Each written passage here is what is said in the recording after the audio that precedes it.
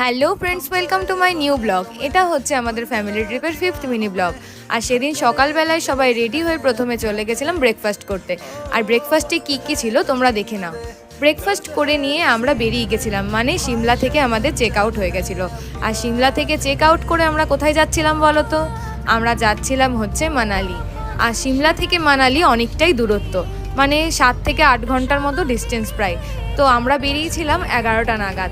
আর আগের বার সিমলায় আমরা 2 দিন ছিলাম, কিন্তু এইবার একদিনই থাকা হয়েছিল। আর এই রাস্তাটাতে একটু দাঁড়াতে হয় গাড়ি নিয়ে, কারণ একটা সাইড বন্ধ থাকলে আরেকটা সাইডে গাড়ি যেতে পারে, রাস্তাটা ছোট হওয়ার জন্য। আর এখানে দেখো আমরা রেনবো দেখতে পেয়েছিলাম, জানি না তোমরা কতটা দেখতে পাচ্ছ। তারপর এই সুন্দর জার্নি উপভোগ করতে করতে আমরা এগোচ্ছিলাম আমাদের গন্তব্যস্থলের দিকে। আর যত আমরা রাস্তার দিকে এগোচ্ছি পাহাড়ের সৌন্দর্য তত বাড়তে থাকছিল।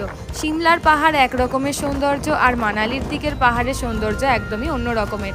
আর এই যে নদীটা দেখতে পাচ্ছ, নদীতে জল কম ছিল। এই নদীটার নাম হচ্ছে বিস রিভার। তো আমরা প্রায় পৌঁছেই গেছিলাম মানালির কাছাকাছি। আর সিমলা থেকে মানালি যেতে হলে কুলু হয়ে যেতে হয়, আর এই লোকেশনটার নাম হচ্ছে কুল্লু। তো কুল্লুতে আমরা এয়ার বেলুন দেখতে পেয়ে দাঁড়িয়েছিলাম। ভেবেছিলাম হিমাকে চাপাবো, কিন্তু ও চেপে ভীষণই ভয় পেয়ে গেছিলো। তো আমরা কয়েকজন চেপেছিলাম, কিন্তু ওয়েদার খারাপ হওয়ার জন্য বেশি হাইটে উঠতে পারিনি। যেটুকু আমরা উঠতে পেরেছিলাম তাতেই আমরা সকলে এনজয় করে নিয়েছিলাম। তারপর আমরা নেমে গেছিলাম আর যাচ্ছিলাম হচ্ছে মানালির নিউ হোটেলের উদ্দেশ্যে। আর দেখো কি সুন্দর স্নো মাউন্টেন দেখতে পাওয়া যাচ্ছিল তখন। আর এরকম স্নো মাউন্টেন দেখার পর সকলেই ভীষণ এক্সাইটেড হয়ে গেছিলাম। আর রাস্তা তো খুবই সুন্দর, দেখলেই বুঝতে পারছো। আর কুল্লু থেকে মানালি যাওয়ার রাস্তায় এরকম অনেক হট এয়ার বেলুন দেখতে পাওয়া যায়। আর এটা তো আমার খুবই সুন্দর লেগেছে, একটা স্মাইলি দেওয়া ছিল বলে। আর তারপর দেখতে পাচ্ছিলাম সুন্দর সুন্দর স্নো মাউন্টেন।